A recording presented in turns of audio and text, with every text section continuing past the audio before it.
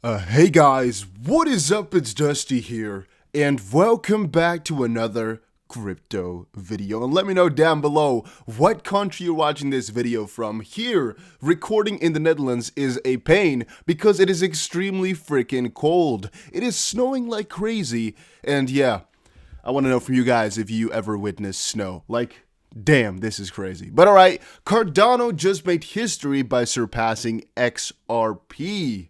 Well, luckily for me, I do not care as I personally hold Cardano and XRP, but I know what is keeping XRP down. I think you guys all know it too. They're being held down by this lawsuit, of course. And on that note, we have a pretty interesting article here that talks about an attorney discussing 4 dates for the settlement between Ripple and the SEC, which might be very interesting. According to Hogan, there are likely 4 scenarios or dates at which Ripple could settle its lawsuit with the SEC. Now, before looking at this, you should be thinking about a couple of things. You should be thinking, okay, Ripple has a lawsuit with the SEC. The first date we have is the 15th, where both documents are being brought up. The second date is the 22nd, and the third day would be somewhere August, September, October even. I know it's a broad window, but hear me out, where the lawsuit might be settled at its first accord. Why? Well, you should normally kind of take, let's say, about 9-10 months. Again, just a rough average, to take it, let's say, a little bit less, maybe let's say 8 months or so for something like this to settle, kind of like the minimum. And then the fourth date is like somewhere in the future, right, where we don't really know exactly. So again, the first 2 dates are basically it's thrown out the window instantly, and the third date is like nearly instantly because it's a couple months, and then the fourth date is like a couple years from now maybe because they just keep going to higher courts and it keeps going back and forth. All right. The most likely scenario is after the end of the discovery phase in September 2021. In a new YouTube video, Jeremy Hogan of the Orlando, USA law firm Hogan & Hogan talked about the pre-trial conference of the SEC v. Ripple litigation on February 22nd and what will follow. As the attorney noted, the date is a standard initial hearing in federal court, and it is a telephone hearing with only one attorney from each side participating in the call as well. The purpose of the hearing is to reach agreement on the timeline for the litigation. Ripple and the SEC are required to submit a proposed case management order by February 15th, setting out all the deadlines for the litigation. Thus, we will not see the time frame for about 10 more days, as Hogan noted. Now, 4 settlement scenarios between Ripple and the SEC. As Hogan elicited in the video, he is able to estimate how long each deadline will be set as part of the process based on his professional experience. The first important date is the discovery deadline. Both parties can ask questions of the other side and request documents during this time. Quote, the SEC will be seeking boxes of documents from Ripple regarding its coin offerings, sale materials, etc., Hogan said. And this phase could be completed within 8 to 9 months, around September, according to Hogan. After that, lawyers from both parties will assess what the chances of success are. The lawyers look at the evidence and draw legal conclusions on how likely they are to win, and based on that conclusion, they approach an offer of settlement. Up until then, you'd be settling based on guesses, and this is a billion-dollar issue. Ripple does not want to guess settle. But the first settlement scenario could happen before then. Scenario number 1 could be that the new SEC chairman Gary Gensler seeks a quick settlement within the first few months because this was a battle started to an extent by the previous administration, and the new head of the SEC might decide this is not the right time for this battle. I'm actually wondering, I thought Gary Gensler was actually the interim chairman for the SEC. Is he the official chairman for the next couple of, time, or only interim for right now? Let me know about that down below. We can look it up right now, but just let me know if you know. Otherwise, I'll look it up a little bit after this video because I kind of forgot to do that beforehand. And then settlement in late 2021. Settlement scenario number 2, meanwhile, could take place after the discovery phase when both sides realize their strength. As Hogan explains, there will also be mediation at the time, with a third-party attorney working with the parties to try to reach a settlement agreement. This is the time when a settlement is most likely to be reached. Mediation works more than 50% of the time, and that's why federal court requires it for every case. The Ripple case will have a full-day mediation where the parties will try to work out a settlement, and that is where the case is most likely to resolve. Jokingly added to his explanation, Hogan continued, once the case management orders come out and there is a scheduled mediation, These words are killing me. You might want to pick up a few more XRP the day before the mediation. I shouldn't have said that. You will now forget what I just said. If mediation also fails to produce a settlement, the process could drag on to about October 2021, the deadline for a dispositive motion. This is a motion that will decide the entire case. As Hogan discussed, the litigation could then be decided in a summary judgment, which could be in late 2021.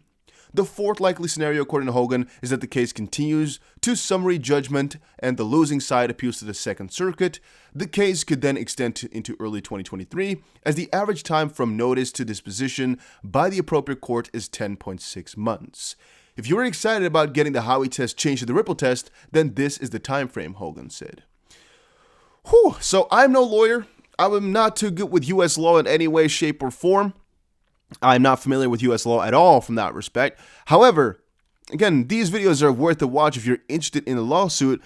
I guess I see it two sides. One is, well, these lawsuits and the talks about them do not really matter, as it is just for yourself to kind of think about when you should be picking up some more XRP. But in the end, yeah, is hearing about potential dates for the lawsuit really that important? Yeah, but no, right? Because what else is it going to do? You get an idea of when something might be resolved, but we have no real idea if it actually will. We know what could potentially do something, but is it as important as real news about what Ripple is doing right now? It's really debatable, in my opinion. It's really debatable. In a different end, though, I do think that having these four scenarios and knowing a little bit of the insights is nice. However, the real in-depths, nah, I don't think it's going to do anybody any good, because as I said before, you can kind of create your own verdict in your head, but that's still going to do you no good in the bigger picture. Like, what do we know now? What have we learned from this? I'm not sure. I don't know if I've become any better, because I had all these dates in my head already, so what now? I just know a little bit more about it. But again, that's just my opinion. On a different end, though, again, it also will allow us to buy some more XRP at the appropriate dates, because what if we just try to time this and buy a little bit of XRP just before every one of these single dates? There's a good chance that at one of them it will be resolved, right? Except for the last one, because that one can be drawn out for who knows how long. There's a good chance that if it resolves itself, we can actually make a very nice amount of money in like 1 or 2 days, or maybe like 5 days. And worst case scenario, we're bag holders of XRP, which we were already anyway. So from that perspective, it's kind of a win-win scenario. Then, I just saw that Cardano made history by surpassing XRP. A lot of people were really sad about this over on Twitter, but I actually think it's a pretty good thing.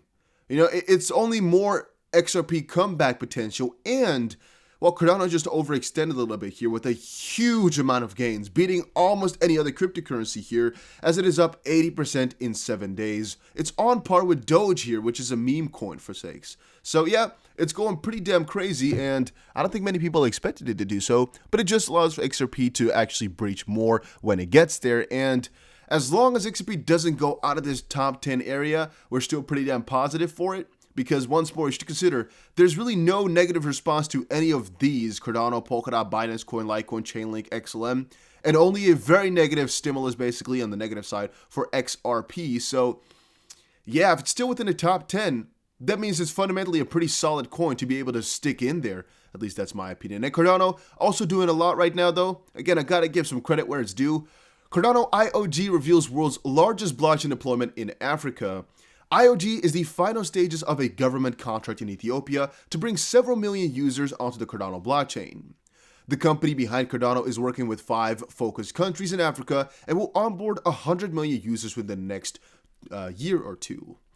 That's again really crazy if you start to think about that. However, Charles Hoskinson also said that Cardano has a very good chance of becoming the first $1 trillion cryptocurrency within like 7 or 8 years from now. He said that in 2017 or 18, I believe.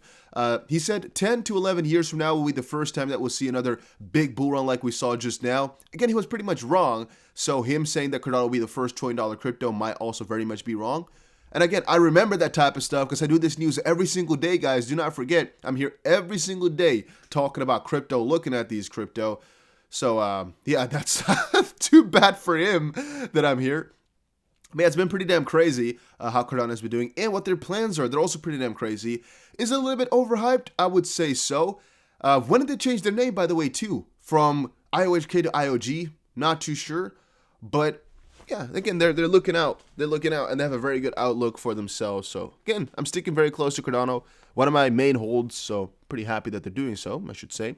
And then Ripple reports a strong end of 2020, sold 112% more XRP in Q4. Make of it what you will, but Q4 of 2020 was pretty damn solid, and it just shows that whatever is happening, Ripple will make it right in the next couple of quarters as well. I don't think they really care about the whole lawsuit. They will fix themselves, and let's just hope that within a couple of months here, hopefully a week or two, but let's say a couple of months here, things are just resolved and we're back back to the basics, basically, with XRP now being a freaking official currency. We're looking out for it. Hopefully it's going to happen. Let me know what you think about this in the comment section down below, and make sure you press the like button to help with the YouTube algorithm. See you guys again in another one.